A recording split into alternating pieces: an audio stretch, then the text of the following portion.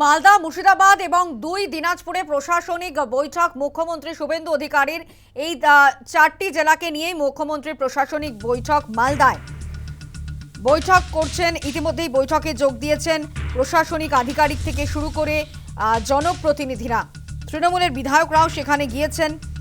Sabina Yasmin, Byron বিশ্বাস, মতিউর রহমানের মতো তৃণমূল বিধায়করা সেখানে উপস্থিত হয়েছেন মুখ্যমন্ত্রীর বৈঠকে।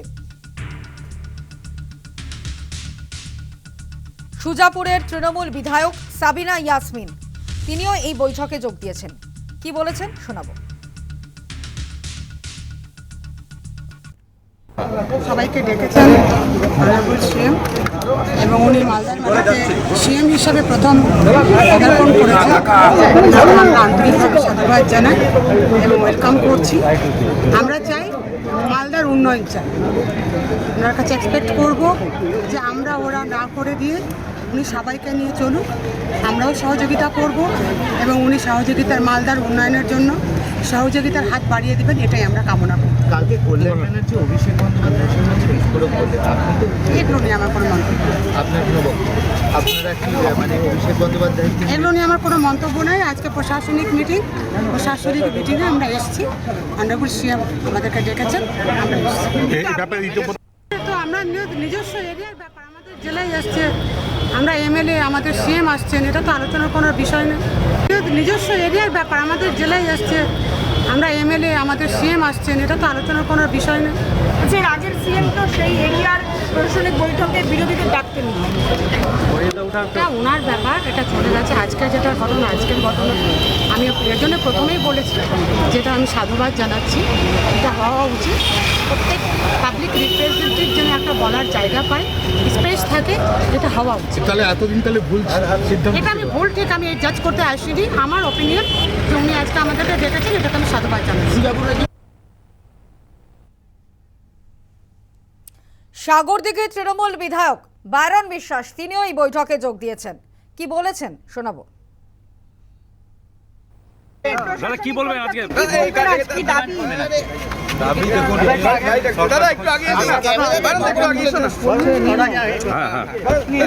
হ্যাঁ বলো। গভর্নমেন্ট যখন ছিল আর কি, তখন আমার ইউনিট ছিল ওখানে।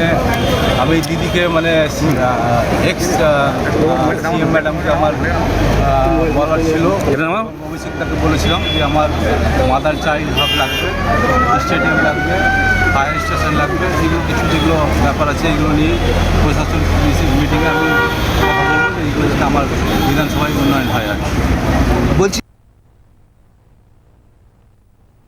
মতিউর রহমান, তিনিও এই বৈঠকে যোগ দিলেন। তিনি কি জানিয়েছেন শোনাবো। मैं दीदी का साथ ঋতব্রতদের সঙ্গে রয়েছে না? मैं दीदी का साथ में हूँ। दीदी मेरे को भरोसा करके टिकट दिया था और मैं दीदी का साथ में हूँ। मैं किसी दीदी का साथ में पार्टी का तरफ से हूँ और सीएम सर का जैसे आदेश होगा हरिश्चंद्रपुर के काम के लिए मैं सीएम सर का साथ में हूँ। सीएम सरकार साथ में नहीं, सीएम सर हरिश्चंद्रपुर तो सीएम सर का अंडर में आता है ना, सीएम सर का साथ में तो हमें मिल के काम करना पड़ेगा ना।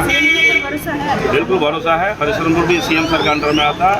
हम लोग तो एमएलए हूँ छोटा सा, सीएम सर तो बहुत बड़ा है, तो हम चाहूँगा सीएम सर जो हमारा एरिया का हॉस्पिटल का बहुत दिक्कत है और मैं लेके आया हॉस्पिटल के लिए, और एक महिला कॉलेज है और वहाँ महिला डॉक्टर नहीं है, इसके लिए हमने लेके ले आया हूँ।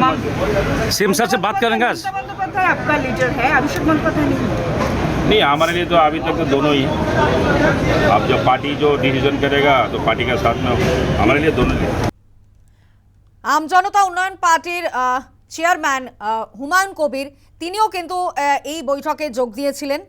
আপনারা জানেন যে এই প্রশাসনিক বৈঠক মুখ্যমন্ত্রীর, এবং সেখানে প্রশাসনিক আধিকারিকরা থেকে শুরু করে জনপ্রতিনিধিরা তাঁরাও এই বৈঠকে যোগ দিয়েছেন।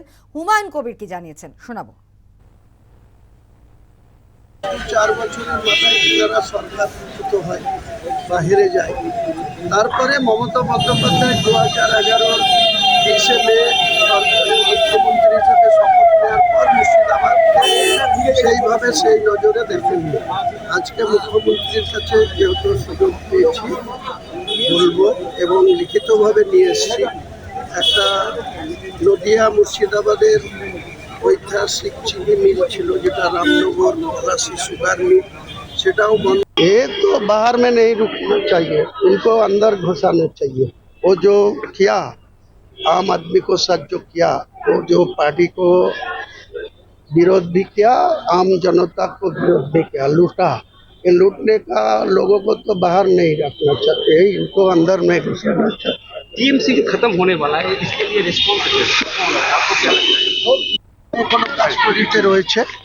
এনআইএ কিন্তু অনেক আগেই নিয়েছিল দায়িত্বভার, তদন্ত চলছে। কোনো তদন্তের বিষয় বা কোনো জুডিশিয়ালের বিষয় নিয়ে আমি কোনো কথা বলছি না। দাদা অভিষেকের ভবিষ্যৎ কি? ভবিষ্যৎ শ্রীঘরে যাবে।